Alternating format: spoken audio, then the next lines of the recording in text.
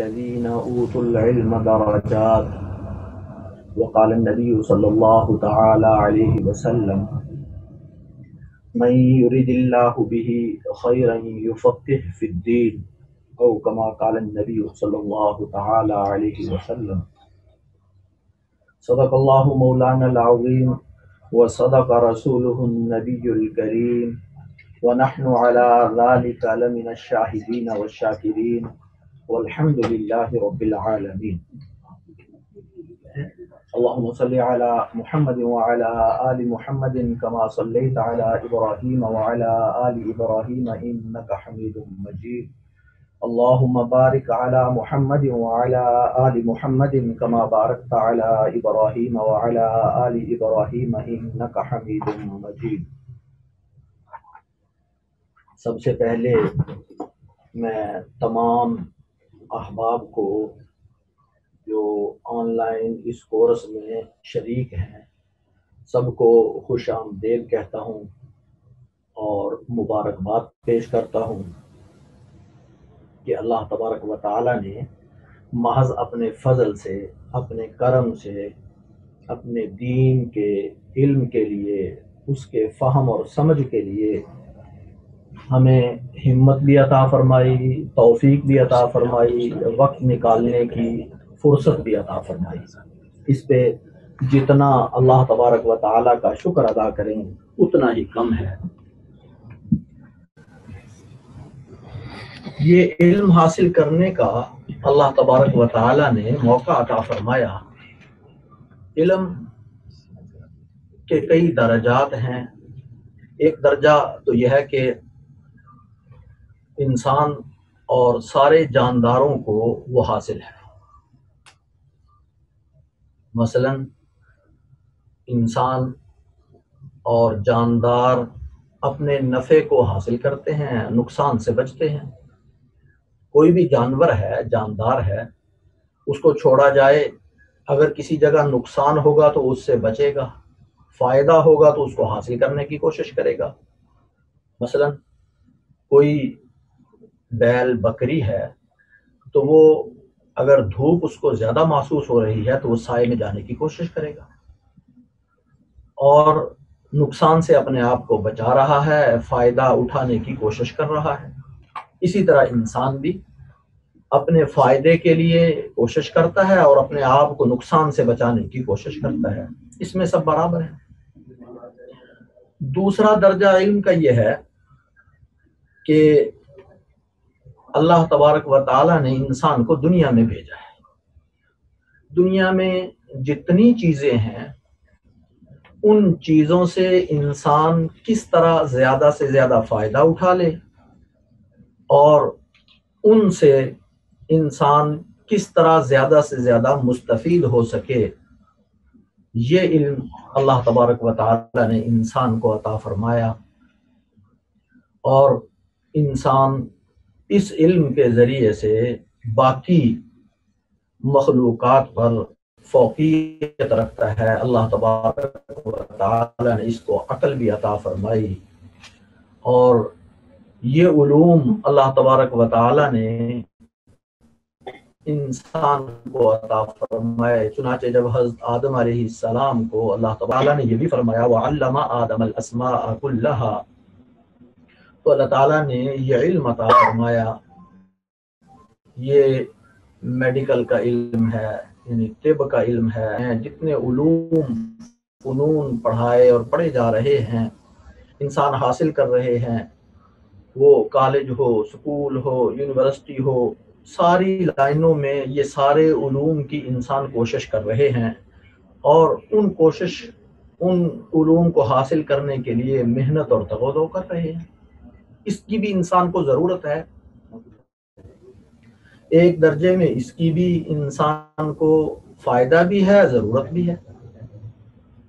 لیکن ایک علم وہ ہے جو ان سارے علوم سے افضل اور اعلیٰ ہے، ان علوم سے فوقیت رکھتا ہے، ان سارے علوم سے برتر اور اعلیٰ ہے. وہ علم ہے جو اللہ تبارک و تعالی نے وحی کے ذریعے انبیاء کرام کو عطا فرمایا، آقا دو عالم صلی اللہ علیہ وسلم کو عطا فرمایا، اور وہ علم ہے دونوں جہانوں کی کامیابی، کہ اللہ تبارک و تعالی نے اس دنیا میں انسان کو بھیجا ہے، اور اس دنیا میں کیسے زندگی گزارنی ہے، کس انداز سے، کس ترتیب سے، کیا کیا کام کرنے ہیں، کون کون سے کاموں سے منع فرمایا ہے، یہ علم اللہ تبارک و تعالی نے وحی کے ذریعے جو عطا فرمایا ہے، یہ علم سب سے افضل بھی ہے، سب سے اعلیٰ بھی ہے، اور سب سے بلند بھی ہے۔ اور اس سے یعنی اس علم کو اگر ہم حاصل کریں گے تو اس سے دونوں جہان کی کامیابی ہے، دنیا میں بھی بھلائی اور بہتری اور ترقی ہے، اور آخرت کی کامیابی بھی اسی علم کے ذریعے سے ہے۔ اور اس علم کے لیے میں اور آپ آج ہم سب جمع ہیں، اس کا ایک حصہ ہے استقبال رمضان، اہمیت رمضان، اس کا یہ ایک پہلو ہے۔ اس علم کو حاصل کرنے کے لیے ہم سب جمع ہیں۔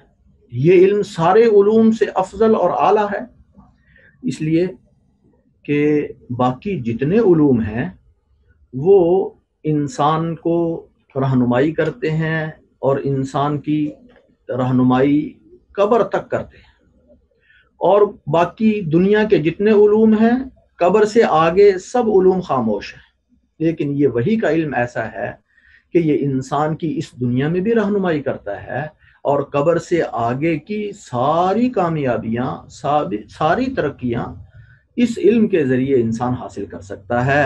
میں اور آپ اس کو حاصل کرنے کے لیے جمع ہیں، اور یہی وہ علم ہے کہ اللہ تبارک و تعالی نے اپنے محبوب آقا دو عالم صلی اللہ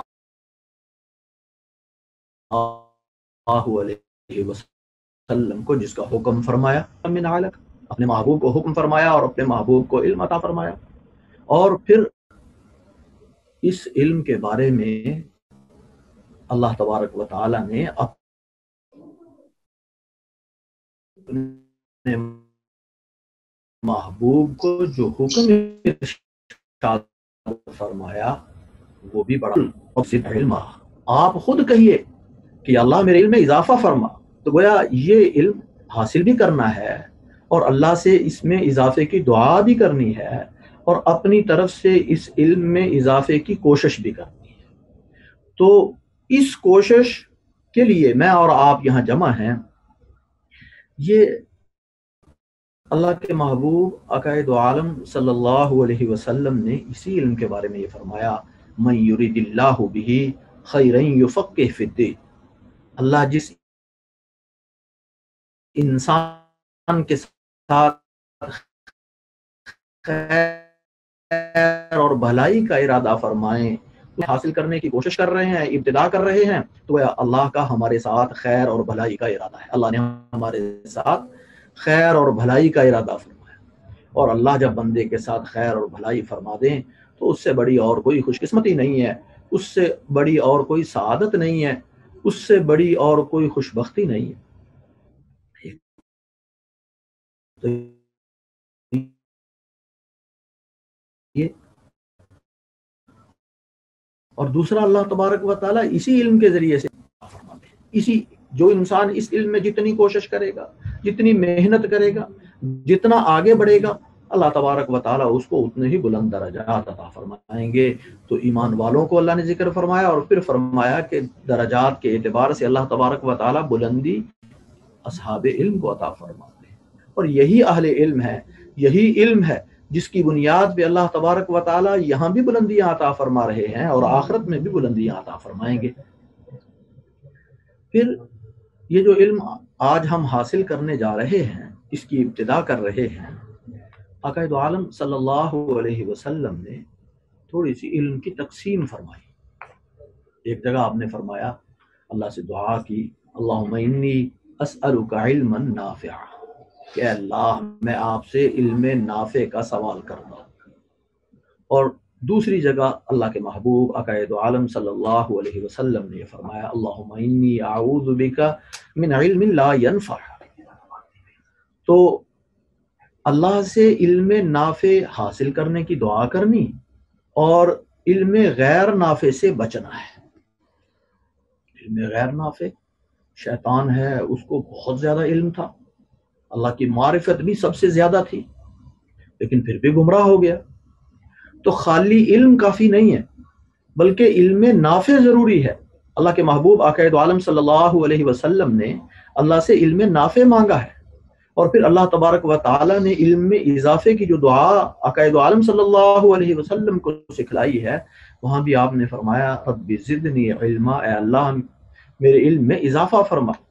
تو یہ علم اضافہ بھی علم نافع ہی ہے، کہ علم نافع میں اضافے کی کوشش بھی کرنی ہے، اور علم نافع میں اضافے کی کوشش بھی کرنی ہے، اور علم نافع اللہ سے مانگنا بھی ہے، دعا بھی کرنی ہے اللہ تبارک و تعالی سے۔ تو یہ علم نافع کیسے بنے گا؟ ہم نے ابتدا تو کر دیا آج، لیکن یہ علم نافع کیسے ہوگا؟ یہ علم نافع اس طرح ہوگا، سب سے پہلے میں اور آپ اپنی نیت کو درست کریں کہ ہم یہ جو علم حاصل کر رہے ہیں یہ محض اللہ کی رضا کے لیے حاصل کر رہے ہیں۔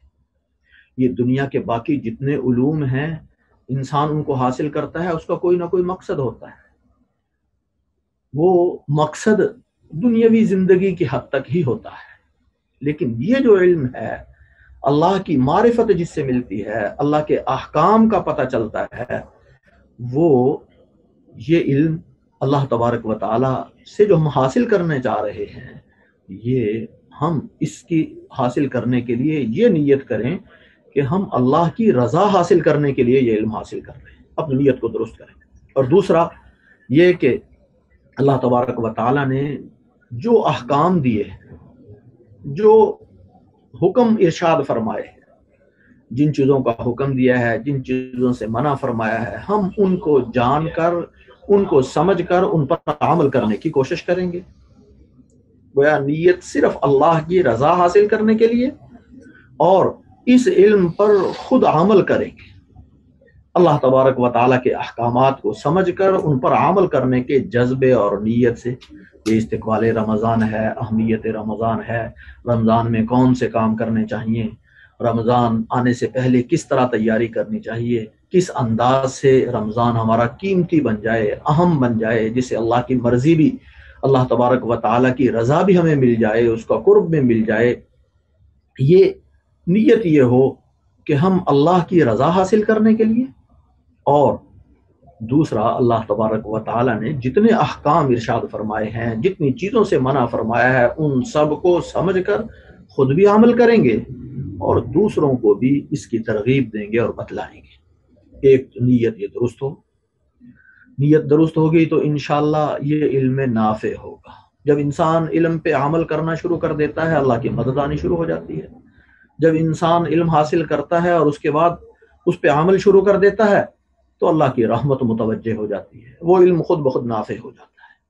پہلا نفع تو یہی ہو جاتا ہے کہ انسان عمل کرنا شروع کر دے، پھر اللہ کی رضا کے لیے دوسروں کو اس علم کی تعلیم دے، بتلائے، سکھلائے، اپنے گھر والوں کو، اپنے بچوں کو، جو بھی ہو ان کو بتلائے۔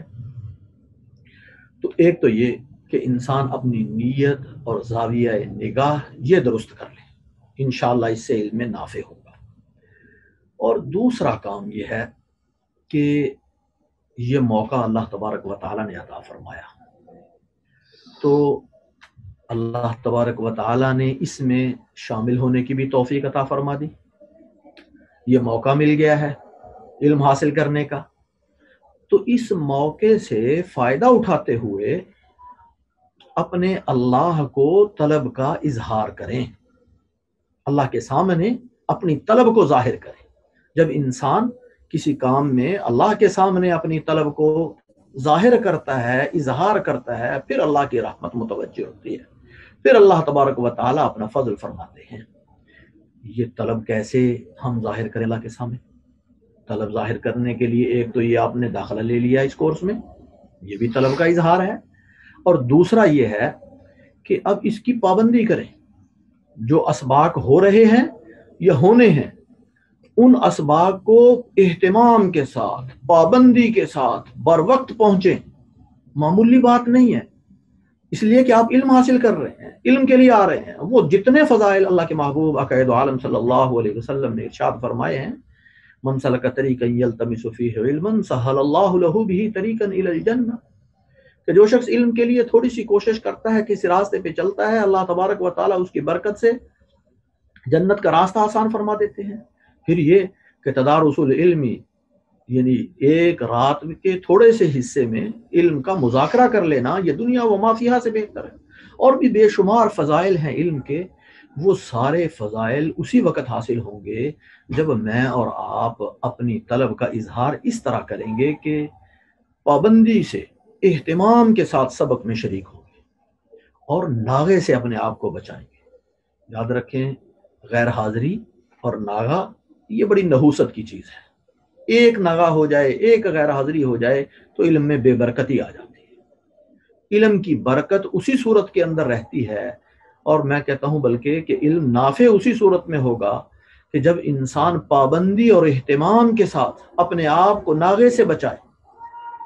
اور پھر یہ آن لائن کلاس ہوتی ہے تو بسا اوقات انسان کے ذہن میں یہ بات آ جاتی ہے کہ میں کوئی دیکھ تو رہا نہیں، جیسے مرضی بیٹھ جاؤں، جیسے مرضی لیٹا لیٹا پڑھ لوں، جیسے مرضی میں چلتا چلتا بازار میں موٹر سائیکل پہ جا رہا ہوں، کانوں کو ٹوٹیاں لگا لیں اور بس میں سن لوں گا، یا نہ بھی سنوں تو کچھ کم از کم حاضری ہو جائے۔ نہ بھائی، ایسے نہیں۔ علم کے لیے اللہ کو اپنی طلب دکھاؤ، اللہ دیکھ رہے ہیں۔ اگر استاد نہیں بھی آپ کو سامنے سے دیکھ رہا، آپ کی کلاس میں آپ کی حاضری استاد کے سامنے اپنی آنکھوں سے نہیں ہے، لیکن اللہ دیکھ رہے ہیں۔ اللہ کے رسول صلی اللہ علیہ وسلم کیا فرماتے ہیں؟ انما انا قاسم واللہ یؤتی، کہ علم تو اللہ دیتے ہیں، میں تو تقسیم کرنے والا ہوں۔ اور یہ جتنے علماء ہیں، یہ جو علم کو دے رہے ہیں، علم تقسیم کر رہے ہیں، یہ رسول اللہ صلی اللہ علیہ وسلم کی نیابت میں تقسیم کر رہے ہیں۔ العلماء ورثۃ الانبیاء، تو دینے والے تو اللہ ہیں، وہ دیکھ رہے ہیں، وہ آپ کی ایک ایک ادا کو دیکھ رہے ہیں، آپ کی ایک ایک حرکت کو دیکھ رہے ہیں، آپ کے ایک ایک انداز کو دیکھ رہے ہیں۔ اللہ دیکھ رہے ہیں کہ کس کے اندر علم کی طلب کتنی ہے، کس کے اندر علم کی تڑپ کتنی ہے، کس کے اندر علم کی پیاس کتنی ہے۔ جس کے اندر جتنی طلب اور تڑپ ہوگی، اللہ اس کو اتنا ہی نوازیں گے۔ اس لیے ادب کے ساتھ یہ دیکھیں کہ علم کا وقت ہے، سبق کا وقت ہے، علم حاصل ہونے کا وقت ہے، اس لیے اہتمام کے ساتھ باوضو ہو کر اور اچھے انداز سے، اچھی ترتیب سے، اچھے طریقے سے، جو اچھے سے اچھا ہو سکتا ہے، اپنے اللہ کو اپنی طلب دکھائیں۔ تو اگر دکھائیں گے تو اللہ تعالیٰ نوازیں گے۔ اور ایک بات اور بڑی اہم ہے، وہ یہ کہ اس قسم کے کورسوں میں بسا اوقات انسان کے ذہن میں یہ بات آ جاتی ہے کہ یہ بات تو مجھے پہلے سے پتہ تھی، اس بات کا مجھے پہلے ہی علم تھا، یا کوئی بات عنوان میں آ گئی تو اس کو غیر اہم کر دیا اور یہ سوچا کہ اس کی تفصیلات مجھے آتی ہیں، لہذا اس کو سننے کی ضرورت نہیں ہے۔ یاد رکھیں، یہ طلب علم کا منصب نہیں ہے۔ اس لیے کہ ہمارے اکابر نے یہ کہا ہے کہ اگر انسان کسی جانی ہوئی بات کو 100 دفعہ بھی سن لے، اس کو پہلے سے معلوم ہو، تو جتنی قدر اور اہتمام اور عزت پہلی مرتبہ کرتا ہے، 100ویں دفعہ سننے کے وقت بھی اگر اتنی ہی قدر کرے گا تو اللہ تبارک و تعالیٰ اس کو علم سے نوازیں گے، اللہ تبارک و تعالیٰ اس کو علم کی برکت عطا فرمائیں گے، اللہ تبارک و تعالیٰ اس کو علم سے نوازیں گے۔ تو یہ کبھی نہیں کرنا چاہیے کہ مجھے ان باتوں کا پہلے سے علم تھا۔ بار بار سنیں، اگر بار بار سننے کا موقع مل رہا ہے تو پھر بھی اللہ کا شکر ادا کریں کہ دین کی بات ہی سن رہے ہیں، علم کی بات ہی سن رہے ہیں، اللہ اور اس کے رسول کی بات ہی سن رہے ہیں۔ تو اس انداز سے باقی بھی آداب، اساتذہ کا ادب، گفتگو بھی ایسی ہو، علم کا وقار بھی ہو، وہ ساری چیزیں اپنی جگہ۔ لیکن انسان اگر اہتمام کر لے ان چند چیزوں کا، یعنی علم کو نافع بنانے کے لیے، ایک تو نیت درست کرے، اور دوسرا میں نے عرض کیا کہ اللہ کے سامنے اپنی طلب کا اظہار کرے، اور طلب کے اظہار میں یہ ساری چیزیں ہیں: وقت کی پابندی، سبق کی پابندی، اور جو علم حاصل ہو رہا ہے اس کو حاصل کرنے کے لیے آداب پورے، اور بیٹھنے کا انداز، باوضو ہونے کا انداز. دیکھیں باوضو ہونا ضروری نہیں ہے، لیکن علم میں نورانیت اور علم میں برکت ان چیزوں سے آتی ہے. اللہ تبارک و تعالی علم جو بھی ملے گا اس علم کو نافع بنا دیں گے، خلق خدا کو اس کا فائدہ ہوگا، آپ کی زندگی میں برکت آ جائے گی اور دوسرے لوگوں کو اس کا فائدہ ہو جائے گا. اس لیے یہ آداب، یہ اگر انسان ان کا خیال کر لے، باوضو ہو کر بیٹھے اور اہتمام کے ساتھ پابندی کرے، اور جو معلومات پہلے سے حاصل ہیں دوبارہ اگر سن رہا ہے تو پھر ذرہ برابر ذہن میں ہلکا پن نہ آئے، ذہن میں ذرہ برابر ہلکا سا یہ بھی احساس نہ ہو کہ یہ باتیں پہلے سے مجھے معلوم ہیں. ہاں اگر سن رہا ہے تو سن کے یہ کہے کہ اللہ نے فضل فرمایا، میری یاد دہانی ہو گئی، مجھے وہ باتیں دوبارہ معلوم ہو گئی، مذاکرہ ہو گیا، یاد آ گئیں. تو اس انداز سے اگر میں اور آپ اس میں لگیں گے، ایک تو یہ ہے. دوسرا، اس پروگرام میں، اس کورس میں آپ شریک ہو رہے ہیں، طلب کے اظہار کی ایک اور صورت بھی ہے کہ جب بھی کوئی اور پروگرام کا اعلان ہو، کوئی اور یہاں سے آپ کو اساتذہ ترتیب دے کر کوئی اور نیا پروگرام شروع کریں، تو اس میں بھی آپ شوق سے اسی طرح آئیں. یہ بھی اللہ کے سامنے طلب کا اظہار ہے. اور اسی طرح جب استادوں سے سبق پڑھ لیا تو پڑھنے کے بعد اس کو یاد کریں، دہرائیں، پھر دیکھیں، مذاکرہ کریں، اور آئندہ جو سبق اگلا پڑھنے والا ہے اس کا کچھ مطالعہ کر لیں. یہ چھوٹی چھوٹی چیزیں، اور بھی بہت ساری چیزیں ہیں، لیکن میں صرف متوجہ کرنا چاہتا ہوں کہ یہ علم میرے اور آپ کے لیے نافع بھی ہو جائے اور اللہ کی رضا کا ذریعہ بھی بن جائے، اور میں اور آپ اس علم سے صحیح مستفید بھی ہو سکیں. اگر ان چھوٹی چھوٹی باتوں، یہ بنیادی فکر پیدا کرنا ہوتی ہے، اگر یہ فکر پیدا ہو جائے، یہ احساس ہو جائے کہ ہم نے کسی انسان کو نہیں دکھانا، اپنے اللہ کو اپنی طلب کا اظہار کرنا ہے. علم اللہ نے دینا ہے اور علم وہی دیتے ہیں. اساتذہ تو بہانہ ہوتے ہیں، اور وہ بغیر اساتذہ کے بھی دے سکتا ہے، بغیر کتاب کے بھی دے سکتا ہے، لیکن ترتیب یہی ہے کہ انسان اس انداز سے محنت کرے، کوشش کرے اپنی طرف سے. ایک کام اور ہے اس کے ساتھ ساتھ، وہ یہ کہ اللہ تبارک و تعالیٰ نے رسول اللہ صلی اللہ علیہ وسلم کو یہ فرمایا، قل، آپ نے یہ فرمایا، اللہ تبارک و تعالیٰ نے یہ فرمایا، قل، آپ کہو. اور دوسرا، اللہ کے رسول صلی اللہ علیہ وسلم اللہ سے دعا کر رہے ہیں، اللہم انی اسألک علما نافعا. تو اللہ حکم دے رہے ہیں اپنے محبوب کو کہ تم اللہ سے دعا کرو علم میں اضافے کی. یہ ساری کوششیں بھی کرنی ہیں، اپنی طرف سے جو ہو سکتا ہے نیت بھی درست کرنی ہے، اللہ کے سامنے اپنی طلب کا اظہار بھی کرنا ہے، اس کے ساتھ ساتھ اللہ سے دعا بھی کرتے رہیں وقتاً فوقتاً. ہر روز کر لیں تو سب سے اچھی بات ہے کہ یا اللہ ہمیں علم نافع عطا فرما، یا اللہ ہمیں علم نافع عطا فرما. اور آقا صلی اللہ علیہ وسلم کی وہ دعا، رب زدنی علما، اے اللہ میرے علم میں اضافہ فرما. اگر ہم یہ محنت بھی کرتے جائیں گے، اپنے اللہ سے دعا بھی ساتھ ساتھ ہر روز کثرت سے مانگتے جائیں گے، تو انشاءاللہ اللہ تبارک و تعالی محروم نہیں فرمائیں گے. پھر اس علم کے ساتھ مجھے اور آپ کو جوڑیں گے، پھر اس علم میں ہر روز اضافہ ہوگا، پھر اس علم میں ہر روز ترقی ہوگی.